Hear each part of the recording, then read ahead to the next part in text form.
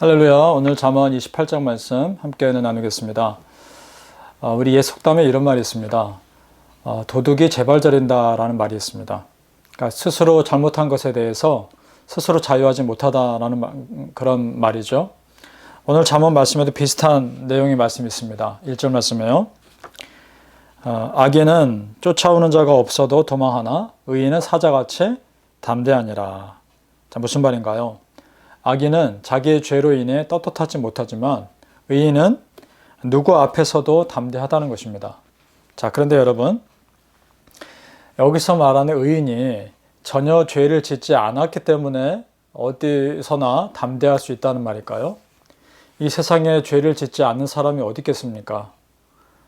여기서 담대할 수 있다는 얘기는 죄를 지었지만 그 사람이 하나님 앞에서 정말 진실하게 회개함으로써 하나님의 용서를 받았기 때문에 담대할 수 있는 겁니다. 우리 아버지 하나님의 용서가 완전한 용서임을 믿기 때문에 담대할 수 있는 것입니다. 여러분 믿으십니까? 우리 하나님은요, 이전의 죄를 들춰내면서 그것을 계속 가지고 그 사람을 괴롭히는 그런 분이 아닙니다. 용서하셨으면 그것을 잊어버려 주시는 그런 분입니다. 우리 시편 103편에 보면 이런 말씀이 있죠. 동이 서에서 먼 것 같이 우리의 죄과를 우리에게서 멀리 옮기셨으며 아버지가 자식을 긍휼히 여김같이 여호와께서는 자기를 경외하는 자를 긍휼히 여기시나니. 자, 듣습니까? 우리의 죄과를 동이 서에서 먼 것처럼 옮기신 겁니다.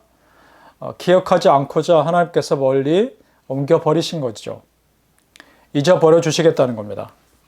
우리를 긍휼히 여기시는 마음으로 기억하지 않으시는 거죠. 여러분, 그 하나님의 완전하신 용서를 믿으십니까? 그것 때문에 우리가 자유할 수 있는 겁니다. 오늘 13절 말씀에 이런 말씀이 있습니다. 자기의 죄를 숨기는 자는 형통하지 못하나 죄를 자복하고 버리는 자는 불쌍히 여김을 받으리라. 자, 오늘 말씀에서도요, 죄를 스스로 고백하고 그리고 스스로 낮추는 자는, 버리는 자는 불쌍히 여김을 받는다라는 겁니다. 조건이 있죠. 고백해야 하는 겁니다. 그리고 죄를 버려야 하는 겁니다. 이 말은 하나님이 내 죄를 용서해 주실 테니까, 내가 회개하면 하나님께서 또 용서해 주실 테니까 습관적으로 반복해서 짓는 죄가 괜찮다, 그런 것이 전혀 아닌 거죠. 반복해서 짓는 죄를 끊어버리라는 겁니다. 그런 자에게 하나님께서 불쌍히 여겨주심을 주신다는 거죠. 하나님께서 용서해 주실 거니까 반복해서 짓는 죄를 또 저지르는 삶을 산다면 그야말로 그것은 영적인 방종일 것입니다. 여러분, 우리가 세상에서 담대할 수 있는 근거는요, 내 능력이나 나의 의로움이 전혀 아닙니다. 어떤 상황에서도 내가 진실하게 회개하면 나를 용서해 주시는 하나님의 은혜가 있기 때문에 세상 앞에서 담대할 수 있는 근거가 되는 겁니다. 믿으십니까? 나의 작은 죄까지도 낱낱이 고백하면 아낌없이 용서해 주시는 아버지 하나님, 그 하나님을 온전히 믿으시고 작은 죄에도 예민하실 수 있기를 소망합니다. 그리고요, 하나님의 완전한 용서하심을 믿으셨다면 그렇게 나를 괴롭히는 죄책감에서 자유해지시길 바랍니다. 그리고 세상 앞에서 오늘 말씀처럼 사자같이 담대할 수 있는 은혜가 있기를 축복합니다. 바라기는 우리 성도님들, 오늘 나에게 주어진 삶에서 작은 죄에도 예민하실 수 있기를 바라고, 하나님께서 싫어하시는 죄의 삶을 피하며, 그리고 하나님께서 기뻐하시는 삶을 살고자 노력할 수 있기를 예수님 이름으로 축복합니다. 잠언을 비롯한 성경을 읽으면서 계속되는 생각은요, 하나님은 정말 마음의 중심을 보신다는 것입니다. 하나님은 정말 그 사람의 마음의 중심을 보십니다. 어떤 마음으로 그 사람이 기도하는지, 어떤 마음으로 그 사람이 섬기고 봉사하는지 그 마음을 다 아십니다. 그래서 순수한지 그렇지 않은지를 보시는 거죠. 기도도 마찬가지입니다.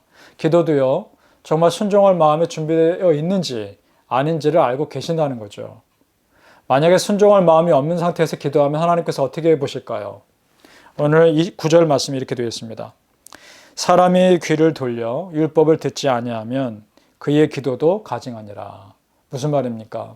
하나님 말씀을 듣지 않고자 하는 사람이 기도한다 한들 그것이 무슨 의미가 있겠습니까? 그런 기도는 하나님 보시기에는 가증하다라고 말씀하고 있는 것이죠. 진실하지 못한 기도인 겁니다. 그렇다면 우리 기도 자세가 어때야 될까요? 이래야 되는 거죠. 하나님 말씀하옵소서. 어떻게 말씀하시든 제가 온전히 순종하겠습니다.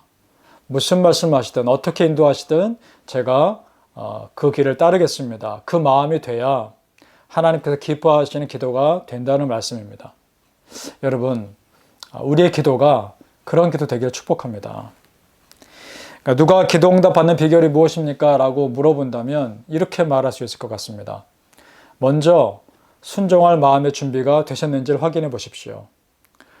하나님께서 어떤 말씀하시든 온전히 순종할 마음의 준비가 되어 있으십니까? 라고 묻고 싶습니다. 그 다음에 기도하십시오. 라고 대답해 드리고 싶습니다. 그런 사람의 기도를 하나님께서 들어주시지 않겠습니까? 중심을 보시는 우리 하나님께 여러분 우리는 진실한 마음으로 나아가야 합니다. 진실하신 하나님께 진실한 마음으로 나아가야 합니다. 그래야 우리 기도가 막히지 않는 것이죠. 그리고 기도보다 더 중요한 것은 순종하고자 하는 진실한 마음인 줄로 믿습니다. 그러니까 오늘 말씀 정리하면 이렇습니다. 우리가 기도 응답을 정말 받길 원한다면 내 안에 있는 죄를 낱낱이 고백하고 작은 죄에도 예민하셔서 그것을 다시 반복해서 짓지 않고자 결단하셔야 되는 거고, 그리고 그 죄를 용서해 주실 아버지 하나님의 완전한 용서를 믿어야 하는 겁니다. 그리고 동시에 하나님께서 어떻게 응답하시든지 내가 온전히 순종하겠습니다라는 순종의 마음으로 기도해야 한다는 겁니다. 그런 자의 기도를 하나님께서는 꼭 들어주시리라 믿습니다. 바라기는 우리 성도님들 말씀 앞에 나를 비추어 내 죄를 고백하고 회개하시며 하나님 앞에 그 말씀에 순종하는 자에게 주시는 그 진정한 기도 응답의 은혜를 여러분 삶에서 누릴 수 있기를 예수님 이름으로 축복합니다. 기도하겠습니다. 아버지 하나님 은혜를 감사합니다.